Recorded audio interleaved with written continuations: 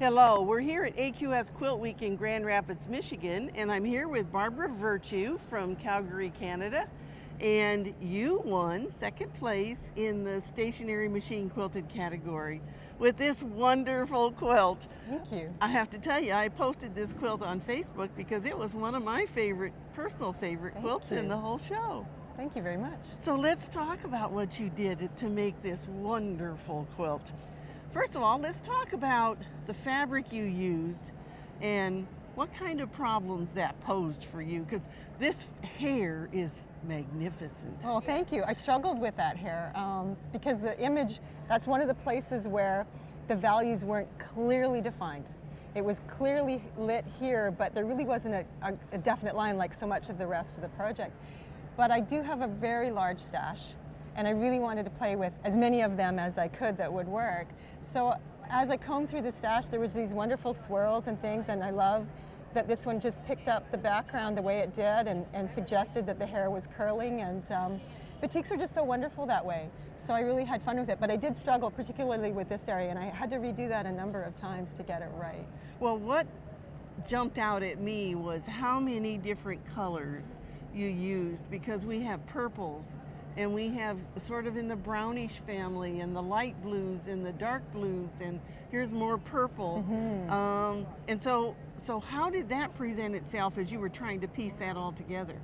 Generally what I like to do is I like to choose a fabric, and there's something about the fabric that somehow says, I can play with that one. There's some element of it that draws into the next one, and I kind of call that pulling, which really happens here, where as I move through the background, I pull a little bit of this color that pulls into the one beside it. And that's kind of what directed me. I mean, there's areas where I needed to go light and needed to go dark, but then I tried to sort of get a fabric that brought the two together, kind of like that.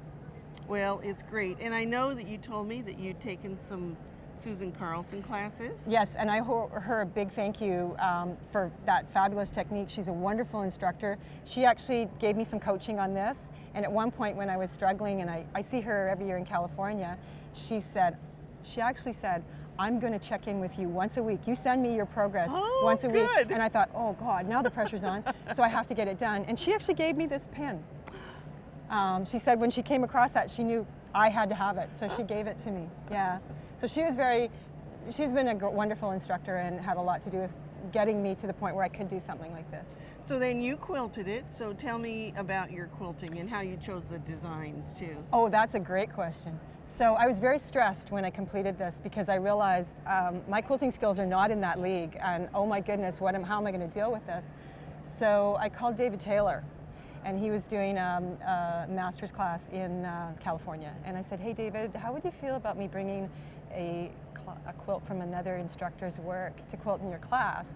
And I know he's not very much a fan of fusibles, and I wasn't sure how he'd handle it. But he is a friend of Susan Carlson's, and he said, oh, I'm good with that.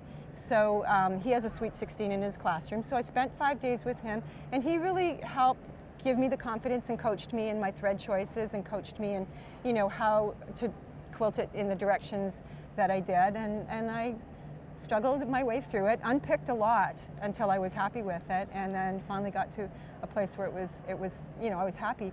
And it really, it was what I needed, because then it forced me to really focus on my quilting skills and get them to a place where I felt they were worthy. And so you quilted it on a Handy Quilter I Sweet did. 16. Yeah, and I actually own one, and I bought it several years ago because David Taylor works on a Sweet 16. I thought, well, then that's what I need, because that's how I want to quilt. So yeah, that was how that happened. Well, and so were there other things that happened along the way that you wanted to tell us about? There are a couple of interesting things. When a lot of people ask me how long did it take, and I don't know, because it was in the works for 3 years, but I didn't work on it every day, of course. And there was times where I got stuck and kind of thought, well, I should go work out. You know, I don't really want to do this. But because Susan Carlson was nipping at my heels, I had to get on with it. So the ear was really hard. And I actually spent 5 days trying to build that ear, even though there's very few fabrics in it. And every time I tried to do it, I'd stand back and I thought, well, it doesn't look like an ear. It looks like he's a piece of paper floating in his hair. And I know when I'm starting to trim and create little bits of confetti that I've gone down the rabbit hole. Then on the 5th day, I comb my stash again, and then I find this fabric, which I don't know how I missed it. You know, it was a McKenna Ryan fern fabric that just screamed that it belonged there. And when I put it in, it became easy.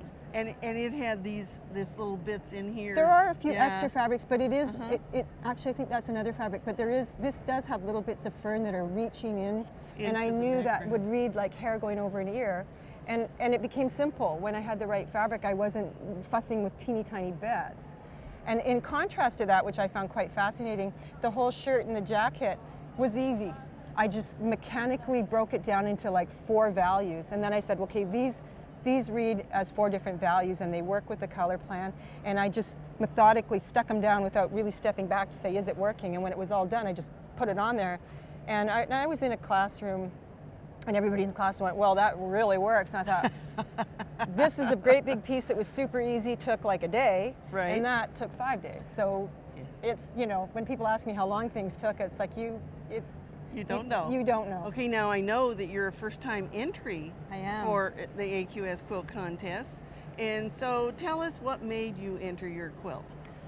Well, when I started to make this quilt, I had no idea that I was ever even going to finish it. It seemed kind of daunting. And again, Susan helped me get through that. But as I finished it, you know, I kind of thought, wow, who would have thought? I think I've created something kind of important.